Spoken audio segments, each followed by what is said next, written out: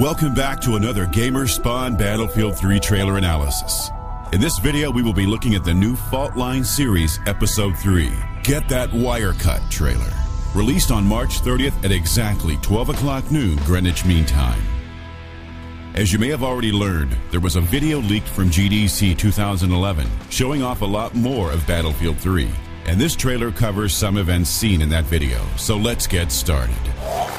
In the beginning, we find out that Sergeant Blackburn has found the squad he was originally tasked with finding and rescuing, but the Marines notice a suspicious wire, and Black decides to follow it into a basement via ventilation shafts. Black is still carrying his M4, but notice that there is a different crawling animation this time around than there was in the previous Good Effect on Target trailer. This could mean two things. The crawling is scripted to happen only in this sequence, or it could mean that the game detects whether you're in a tight spot or in the open and automatically adjusts the animation. Either of the two are distinct possibilities. There are also two ways the flashlight attached to the M4 works. It could automatically turn on in a dark area, or maybe it's manually controlled by the player. There are also no clues whether or not there will be a flashlight attachment in the multiplayer game mode. For a brief moment, you can see a rat running by in the ventilation shaft. So, besides dogs, DICE has also included some rats into the game. Insignificant, but it's still something novel for Battlefield. Another small tremor takes place as Black gets closer and closer to the suspected IED. The next sequence we can remember from the gameplay debut trailer, Black falling down into a basement. For a brief moment, we can see the player's uniform, and it appears to use a different camo pattern than the USMC's current MARPAT. Maybe it appears different because of the lighting. Or maybe the USMC gets new camo by 2014, the year in which the events in the game take place. He eventually finds the bomb on a table. Now, at first you may think this looks like an ordinary basement, but there are some things out of place. Two pink teddy bears. While they don't affect gameplay in any manner, they're still an interesting sight for a basement in the middle of a war zone.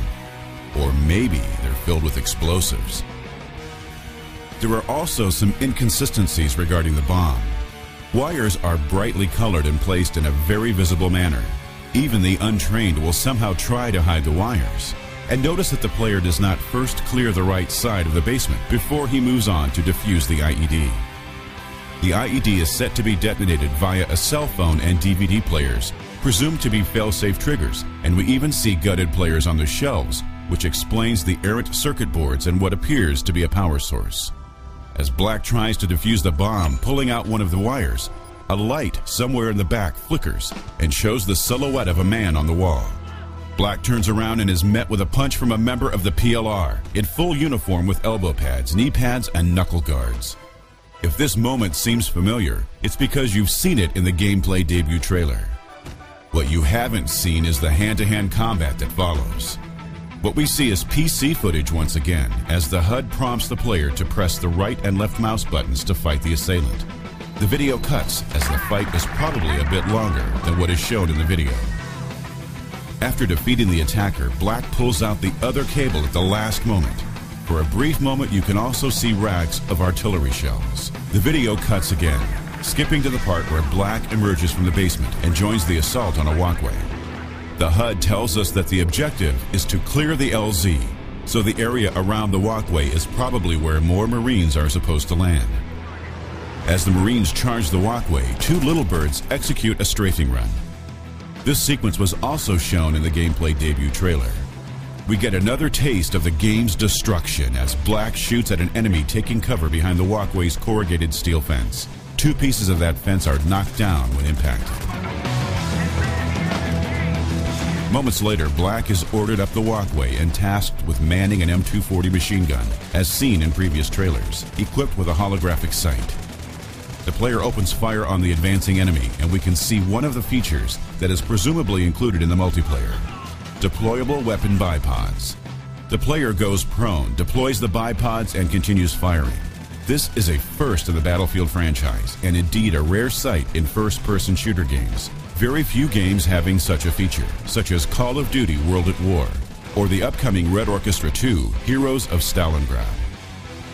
An awesome sight is when an explosion takes place and the blast blows away a palm tree's leaves. Physics-based or not, it's a nice touch. As the player runs out of ammo and starts to reload the M240, help arrives in the form of an AH-6 Little Bird helicopter, firing its twin M134 7.62mm side-mounted miniguns, flushing the player with a hail of spent shell casings. This is probably the most awesome sight we've seen so far in the trailers. But rest assured, DICE has more up their sleeves. You may have also noticed that there are some inconsistencies in the HUD as well, as the ammo counter reaches 0 way before the player actually runs out of ammo. But it's a forgivable mistake, as this is just pre-alpha footage. The usual text appears, as always, with details about the fall release and the Back to Karkand expansion. What follows, however, is much more interesting. A major earthquake takes place and the player falls off the PKM-equipped Technical onto the ground. Some of you probably know what happens next, and we know too. But we won't spoil it for those who don't. What follows and what will probably be shown in the full 12-minute reveal on April 17th will blow you away.